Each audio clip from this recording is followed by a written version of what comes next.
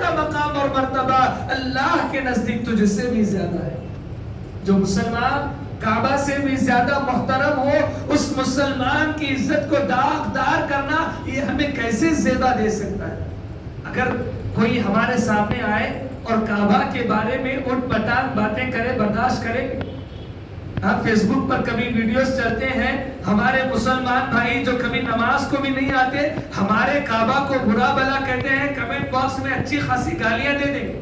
گرچہ ایسا صحیح طریقہ نہیں ہے سدھارنے کا، خوب گالیاں دیں گے، ہمارے کعبہ کو کہتے ہیں، لیکن کعبہ سے بڑھ کر تو مسلمان بھائی ہے. تو اس کی عزت، کوئی تمہارے پاس آ رہا ہے کسی تیسری کی غیبت کر رہا ہے، آپ کیسے خاموشی سے سن سکتے ہو؟ اب کہہ دو اس سے، جو کعبہ سے زیادہ معزز ہے، تمہاری زبان اس کے متعلق کیسے گندی ہو سکتی ہے؟ سوال کریں اس سے. اب ذرا سوچیں کہ ہماری زبان کن کن لوگوں کو لے کر گندی ہو چکی ہے، اور یہ تمام حسابات اللہ رب العالمین کے پاس دینے ہیں. ایک مسلمان تبھی پکا مسلمان، سچا مسلمان بن سکتا ہے جب اس کی زبان اور ہاتھ سے دوسرا مسلمان محفوظ رہے. اگر تمہاری زبان اور تمہارے ہاتھ سے کوئی مسلمان محفوظ نہیں ہے تو ابھی تم مسلمان مکمل نہیں بنے، ابھی تمہارا ایمان مکمل نہیں ہوا ہے. نمازیں پڑھ لی گرچہ تم نے روزے رکھ لی، گرچہ تم نے صدقہ اور خیرات بھی کر لیا، لیکن ہاں تمہاری زبان کسی مسلمان کی عزت کو لے کر گندی ہو رہی ہے تو پھر یہ جان لو کہ ابھی مسلمان مکمل نہیں ہوئے ہیں. تمہیں ابھی اسلام سیکھنا باقی ہے، تمہارے دلوں میں اسلام ابھی پیوست نہیں ہوا ہے، تمہارے دلوں میں ایمان نے ابھی جگہ نہیں بنائی ہے، گناہ اور گندگی ابھی دل میں باقی ہے. یہی وجہ ہے کہ زبانیں کسی اور مسلمان کے لیے گندی ہوتی رہتی ہیں. اس کے بعد نبی صلی اللہ علیہ وسلم نے دوسری جو نصیحت کی وہ نصیحت بھی آپس کی ہی ہے. وہ نصیحت یہ ہے کہ میں نے زمانے جاہلیت کے تمام خونوں کو معاف کر دیا ہے، اور سب سے پہلا خون جو میں معاف کر رہا ہوں وہ ربیعہ بن حارث کے قبیلے کا ایک بچہ ہے جو دودھ پی رہا تھا اور اسے ایک قبیلے نے آ کر قتل کر دیا. بدلہ لینا چاہیے، لیکن میں آج یہ کہتا ہوں میں نے اس قبیلے کو معاف کر دیا، اس کا خون میں نے معاف کر دیا ہے. آج کے بعد کوئی مسلمان کسی مسلمان پر پرانے زمانے کے جھگڑوں کو لے کر آپس میں لڑائی اور جھگڑے نہیں کرے، آپس میں ایک دوسرے کی گردنیں نہیں ماریں گے. آج گردنیں تو نہیں مارتے لیکن ایک دوسرے کے گریبان پر چلے جاتے ہیں. آج ایک دوسرے کو قتل کرنے کی نوبت تو شاید نہیں آتی ہے، لیکن ایک دوسرے کو تجارت میں ہو یا کسی اور معاملے میں ہو ہم بڑھتا ہوا دیکھنا نہیں چاہتے، اسے گرانا چاہتے ہیں. اس طرح سے خون نہیں، اس طرح سے خون حلال کرنا چاہتے ہیں. جان سے مارنا نہیں ہے لیکن اسے زندہ رکھ کے اس کا پورا خون چوس لینا ہے کہ تڑپ تڑپ کر مر جائے. تکلیف دیتے ہیں، اور مسلمان کو ہی اس طرح تکلیف دیتا ہے. قتل کرنا مسلمان کا جائز نہیں، اور اگر کسی مسلمان نے کسی مسلمان کا قتل ناحق کیا، اس پر قتل واجب نہیں تھا، اللہ رب العالمین نے فرمایا فَجَزَاؤُهُ جَهَنَّمْ. مسلمان کا قتل کرتے ہو یا کسی طرح سے مسلمان کے قتل میں شامل ہوتے ہو تو تمہارا بدلہ یہ ہے کہ تمہیں جہنم میں ڈالا جائے گا. یہ کہ نہیں؟ وَغَضِبَ اللَّهُ عَلَيْهِ، اور اللہ آپ سے ہمیشہ غصہ رہے گا. کبھی اللہ آپ سے خوش ہو نہیں سکتا کہ آپ نے ایک مسلمان کی قتل کی سازشیں کی.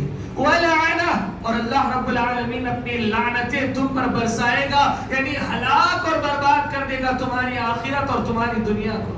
اور اتنا ہی نہیں، انہیں دردناک عذاب بھی اللہ رب العالمین نے تیار کر رکھا ہے کہ کل قیامت کے دن آئے تو یہ مسلمان ہو کے مسلمان کی قتل کی سازشیں کرتے ہیں، مسلمان کو مارتے ہیں. اللہ رب العالمین وہاں پر ان کے لیے دردناک عذاب تیار کر رکھا ہے. مسلمان کو قتل کرنا دور، اگر کسی نے کسی مسلمان کا ایک دانت توڑا، محض ایک دانت، کتنا خرچہ دے سکتے ہیں آپ؟ 10,000. دانت توڑا، نیا دانت بٹھا کے دیں گے. 20,000 خرچہ دیں گے؟ نہیں. اگر کسی کا دانت تم نے توڑا، وہ مسلمان ہے، اللہ کے نزدیک اس کا مقام اور مرتبہ اتنا بڑا ہے، وہ معاف بھی کر دے تب بھی آپ کو 5 اونٹ دیت میں دینے ہوں گے. اسے 5 اونٹ دیں گے دیت میں. معاف کر دے. اگر معاف نہیں کرے تو پھر اللہ رب العالمین کے پاس بدلہ الگ ہے، اور معافی کے بعد دی جانے والی آدھی رقم کا نام دیت ہوتا ہے. تو دیت یہ ہے کہ 5 ادا کیا جائے گا. جب ایک دان اللہ رب العالمین کے نزدیک مسلمان کا اتنا قیمتی ہے تو جو مکمل مسلمان اس بات کی گواہی دیتا ہو کہ اللہ کے علاوہ کوئی معبود برحق نہیں ہے، اس کو ستانا، پریشان کرنا یا اس کو مارنے کی سازشیں کرنا کتنا بڑا جرم بن سکتا ہے. مار پیٹ بہت آسان ہو گئی. گلی چوراہے پر ایک تھوڑا سا گاڑی سے ٹکر کھا جائے، گاڑی سے اتر کر دوسرے کا کالر پکڑے اور مارنا شروع کر دے. کیا وہ تمہاری مار کا مستحق تھا؟ اور یاد رکھیں اللہ کے نبی صلی اللہ علیہ وسلم نے فرمایا، حدیث قدسی ہے، من عادى لي وليا فقد آذنته بالحرب. جو کوئی میرے مسلمان بندے سے دشمنی کرے گا، اللہ کہتا ہے میں اسے جنگ کا اعلان کر رہا ہوں. اللہ سے جنگ کرے گا.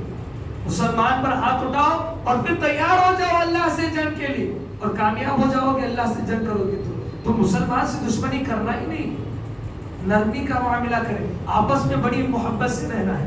اس کے بعد آئیں نبی صلی اللہ علیہ وسلم نے جو تیسری نصیحت کی تھی وہ سود کی حرمت کی نصیحت کی تھی کہ میں آج سے سود کو حرام قرار دے رہا ہوں، سود بالکل ختم کر دے رہا ہوں. اور ایک سود جو حضرت عباس رضی اللہ تعالی عنہ کو آنا ہے، پورے عرب میں سود کا پیسہ دے کر رکھا تھا عباس نے.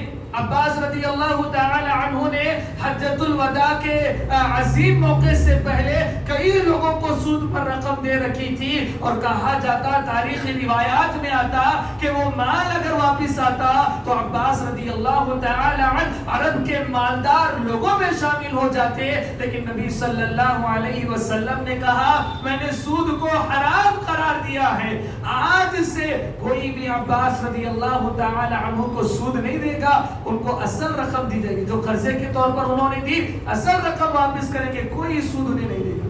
سب سے پہلا سود جو معاف کیا وہ اپنے خاندان کا معاف کیا. یہ سود بہت بڑا جرم ہے. لینے والا بھی مجرم، دینے والا بھی مجرم. لینے اور دینے والے کے بیچ میں اگر کوئی گواہ بن رہا ہے وہ بھی مجرم، اور لینے دینے اور گواہ بننے والے کے درمیان میں ان تمام باتوں کو اگر کوئی لکھ رہا ہے، نوٹ کر رہا ہے، وہ بھی مجرم بن جاتا ہے. اس سود کی حرمت دیکھیں، لینے دینے والا نہیں، اس کے قریب رہنے والے تمام لوگ اس گناہ میں شامل ہو جاتے ہیں. یہ کتنا بڑا گناہ ہے.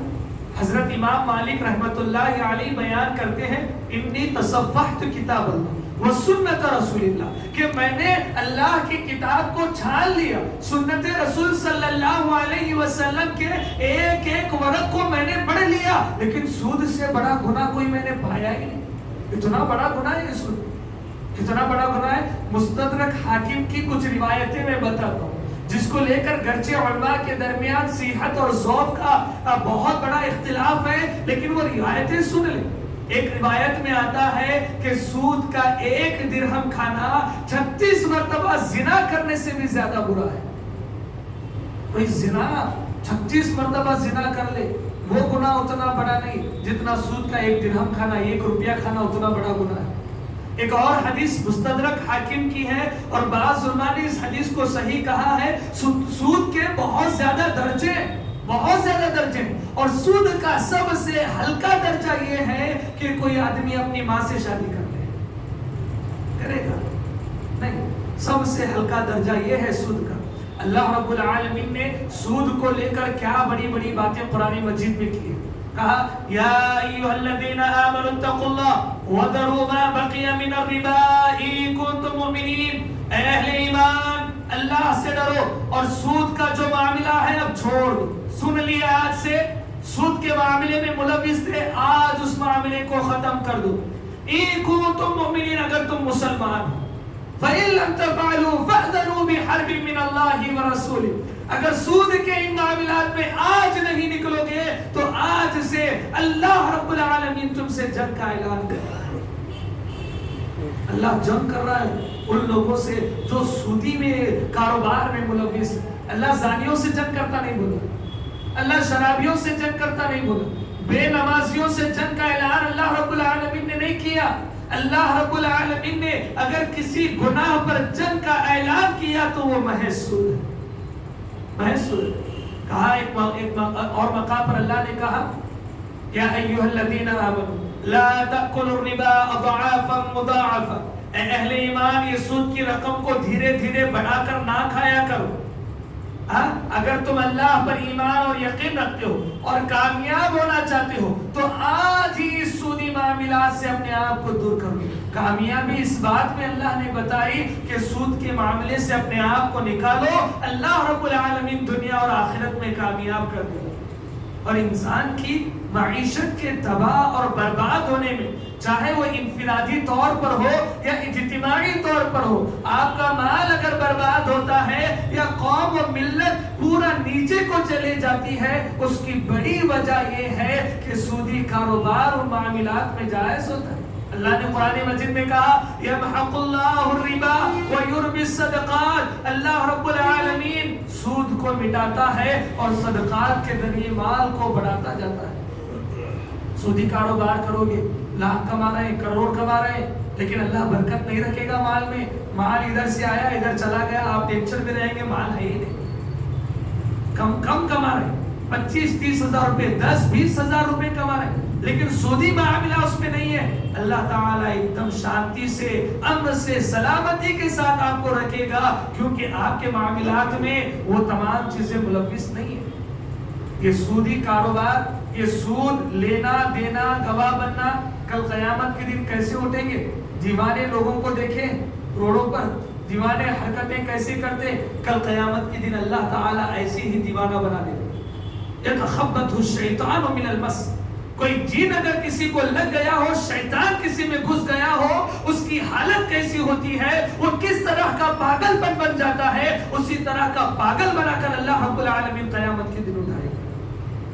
نبی صلی اللہ علیہ وسلم سو رہے، حضرت جبرائیل اور میکائیل دونوں آئے اور نبی صلی اللہ علیہ وسلم کو اپنے ساتھ لے کر گئے اور بہت سارے عذابات دکھائے کہ فلاں عذاب ہے، فلاں عذاب ہے، فلاں عذاب ہے۔ ایک عذاب نبی صلی اللہ علیہ وسلم نے اس میں یہ دیکھا کہ ایک فرشتہ ایک خون کے ندی کے کنارے کھڑا ہوا ہے، خون کی ندی میں ایک آدمی ڈوب رہا ہے اور بمشکل وہ ندی کے کنارے پہنچتا ہے، یہ قریب کھڑا فرشتہ اس کے سر پر اس زور سے پتھر مارتا ہے کہ وہ خون کی ندی میں تڑپ تڑپ کر مر جاتا ہے۔ اللہ اسے دوبارہ زندہ کرتا ہے، جب دوبارہ زندہ ہوتا ہے وہ دوبارہ سے خون کے ندی کے درمیان ہوتا ہے، وہ تیرتا ہوا بمشکل ندی کے کنارے آتا ہے، فرشتہ پھر زور سے اس کے سر پر پتھر مارتا ہے کہ وہ خون کی ندی میں تڑپ تڑپ کر مرتا ہے۔ اور یہی اس کے ساتھ ہو رہا ہے، بار بار ہو رہا ہے۔ اللہ اسے زندہ کر رہا ہے، فرشتہ مار رہا ہے، اللہ زندہ کر رہا ہے، فرشتہ مار رہا ہے، خون کی ندی میں ڈبو ڈبو کر مارا جا رہا ہے۔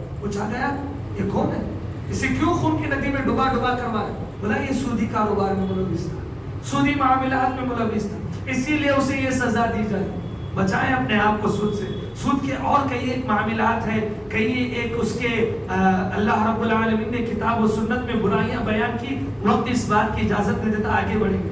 اللہ کے نبی صلی اللہ علیہ وسلم نے اس عظیم خطبے میں ایک اور نصیحت کی تھی، وہ نصیحت تھی عورتوں کے معاملے میں اللہ رب العالمین سے ڈرو، اپنی بیویوں کے معاملے میں اللہ رب العالمین سے ڈرنا۔ یہ بیویاں جو آج تمہارے ساتھ ہیں، تم نے انہیں اپنے جسم کے لیے اللہ رب العالمین کا نام لے کر حلال کیا، اللہ کے نام سے یہ تمہارے لیے، تمہارے جسم کے لیے حلال ہوئی تھی، ان کے معاملے میں اللہ رب العالمین سے ڈرنا۔ اور یاد رکھیں اللہ رب العالمین نے عورت کو ٹیڑھی پھسلی سے پیدا کیا، وہ ضد کرے گی، کچھ ایسی باتیں کرے گی جو تمہاری سمجھ میں نہیں آئے گی، یا واضح بات ہے، سمجھنے والی بات ہے، پھر بھی وہ سمجھے گی نہیں، پھر بھی آپ کو کیا کرنا ہے، نرمی والا معاملہ کرنا ہے۔ نبی صلی اللہ علیہ وسلم کی ازواج مطہرات نے بھی آپ کے ساتھ کیا، کبھی کہا کہ ہمیں پورے 1 سال کا راشن چاہیے، ایسا نہیں کہ تم سے ضد کرتی ہو کہ ہمیں شاپنگ کرائیں، نبی صلی اللہ علیہ وسلم سے بھی کہا 1 سال کا راشن ہمارے گھر میں ہونا چاہیے، یہ کہا تھا نبی صلی اللہ علیہ وسلم کے ازواج مطہرات نے۔ کبھی یہ کہا کہ ہم فلاں بیوی کے پاس جانے سے ہم تمام مل کر روکیں گے، نبی صلی اللہ علیہ وسلم یہ بھی کیا تھا۔ اور جب نبی صلی اللہ علیہ وسلم خدیجہ کی تعریف کرتے ہیں، اماں عائشہ رضی اللہ تعالی عنہا کہتی اس بڑھیا میں کیا رکھا ہوا ہے، اتنی تعریفیں کرتے ہو. ہوتا ہے، بیویاں ایسی ہوتی ہیں، لیکن پھر بھی ان کے معاملے میں ہمیں اللہ رب العالمین سے ڈرنا، خوف کھانا ہے. کون ہے یہاں پر جو اپنی بیویوں کے ساتھ بھلائی والا معاملہ کرتا ہو؟ ایسی بھلائی جیسی نبی صلی اللہ علیہ وسلم نے کی. اپنی بیوی کے ساتھ آپ کھیلا کرتے. ام عائشہ رضی اللہ تعالی عنہا ہے، کہا چلو رننگ ریس لگاتے ہیں، تم جیتے یا میں جیتے دیکھیں گے. دوڑے دوڑے، نبی صلی اللہ علیہ وسلم بھی دوڑ رہے ہیں، ام عائشہ بھی دوڑ رہی ہے. ام عائشہ جیتی، اور ایک بار دو بار نہیں ہوا. ام عائشہ کہتی ہے پھر ایک مدت ایسی آئی کہ میں موٹی بھرکم جسم والی ہو گئی. اب کی بار نبی صلی اللہ علیہ وسلم کے ساتھ دوڑتی. جب بہت زیادہ وقت ہوا تب نبی صلی اللہ علیہ وسلم جیت جایا کرتے تھے. کھیلے ان کے ساتھ مستی کریں. اللہ رب العالمین نے اس پاکیزہ رشتے کو تمہارے لیے حلال کیا ہے، اور یہ انسانوں کے درمیان قائم ہونے والا سب سے پہلا رشتہ ہے. تو ان کے معاملے میں ہمیں نرمی ہی کرنی چاہیے، ان کے ساتھ سختی نہیں کرنی چاہیے. ہاں سختی کریں گے تو بھی کیسے کریں گے؟ اگر کوئی واضح بات ہے اور وہ سمجھتی نہیں ہے تو جا کر اس کے ابا امی کو بولیں گے، یا علماء اکرام کے پاس جائیں گے کہ ہمارے معاملے کو حل کرو، یا قاضی کے پاس جائیں گے معاملے کو حل کرنے کے لیے؟ نہیں. اگر پہلی ابتدا ہے اسے سمجھائیں، نصیحت کریں. فَعِذُوهُنَّ، اللہ نے کہا فَعِذُوهُنَّ، نصیحت کریں. نہیں مانی، نصیحت سے سمجھ نہیں آ رہا اور نہیں سمجھ آتا ہے تو کیا کریں؟ وَاهْجُرُوهُنَّ، بستر الگ کر لیں، منہ پھیر کر سو جائے. سمجھ جائے، نہیں سمجھی روم بدل کر سو جائے. نہیں سمجھی وَاضْرِبُوهُنَّ، تو ہلکی سی مار. کیسی؟ مسواک کی کاڑی دیکھیں، مسواک کی کاڑی کے ذریعے مار کر سمجھائیں. اب سمجھ جاؤ، سمجھا. پھر بھی نہیں سمجھتی ہے تب معاملے کو آپ آگے بڑھا سکتے ہیں. ہمارے پاس پہلا ہی قدم قاضی، جج، ادھر ادھر، سالہ سالی، کہاں پتہ نہیں کہاں چلا جاتا ہے. پورے سالے اٹھ کر آ گئے بات چیت کرنے کے لیے. بھائی وہ تمہاری بہن کا مسئلہ ہے، وہ آپس میں بند روم میں حل ہونے والا مسئلہ ہے. وہ ایک مسئلے کو حل کرنے کے لیے سالہ، سسور، ساس کی ضرورت نہیں ہے.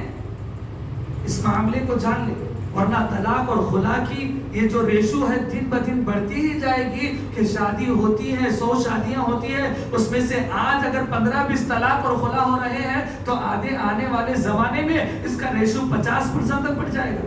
بہت زیادہ طلاق اور خلا ہو رہے ہیں آج کے دور میں. اس معاملے میں اللہ سے ڈرو. اس کے بعد نبی صلی اللہ علیہ وسلم نے ایک آخری نصیحت یہ کی تھی. اس نصیحت کو کہہ کر اپنی بات کو ختم کروں کہ خودو، اللہ کے نبی صلی اللہ علیہ وسلم نے کہا کہ میرے مر جانے کے بعد کتاب اللہ اور میرے طریقے کو مضبوطی سے تھام لینا، کبھی گمراہ نہیں ہوگا. دو چیز یہی نبی صلی اللہ علیہ وسلم نے کہا کہ اللہ کی کتاب میں اگر کوئی بات پاتے ہو اور میرے طریقے میں اگر کوئی بات پاتے ہو، یہ دو طریقے کافی ہیں تمہاری فلاح اور بہبودی کے لیے، تمہارے جنت میں جانے کے لیے، تمہارے جہنم سے بچنے کے لیے. محض یہ دو چیزیں کافی ہیں. اب امت مسلمہ کا ایک بڑا طبقہ ان دو چیزوں سے درکنار اماموں کا متبع اور پیروکار بن جاتا ہے. کوئی امام ابو حنیفہ ان کے اقوال کو لیتا، چاہے وہ قرآن اور سنت میں ہو یا نہ ہو، اسی بات کو مان کر چلتا ہے. اور اس سے بھی بڑھ کر چلو اس کو ان کی بات مانی جائے. شرکیہ الفاظ تو نہیں تھے ان کی باتوں میں. آج کے دور کے مسلمان کیسے ہیں؟ کہ پیر، ولی، بزرگ ان کی باتوں کو مانتے ہیں، اور کئی عورتیں ان پیروں کی بات کو مان کر اپنا جسم بھی ان کے حوالے کر دیتی ہیں. خود شوہر تیار ہوتے ہیں، ہاں بابا ہماری عورتوں کو آپ لے لو. کہاں کی فلاح اور بہبودی؟ کتاب اللہ اور سنت رسول اللہ میں جو باتیں ہیں یہ تمہاری دنیا کے اور آخرت کے مسائل کو حل کرنے کے لیے کافی ہے. دنیا کے تمام مسائل اس میں موجود ہے اور آخرت کے بھی تمام مسائل موجود ہے. ان سے ہٹ کر کچھ نہیں. بس انہی دو چیزوں کو لے کر ہم اپنی زندگی گزاریں. اللہ رب العالمین سے دعا ہے کہ رب العالمین ہمیں کتاب و سنت پر عمل کرنے کی توفیق عطا فرمائے. کتاب و سنت کے ساتھ زندگی کے آخری لمحات گزارنے کی توفیق عطا فرمائے. اللہ ہمیں حاسدوں کے حسد سے بچا، برائی کرنے والوں کی برائی سے بچا. اقول قولی ھذا استغفر اللہ لی ولکم ولسائر المسلمین. آمین.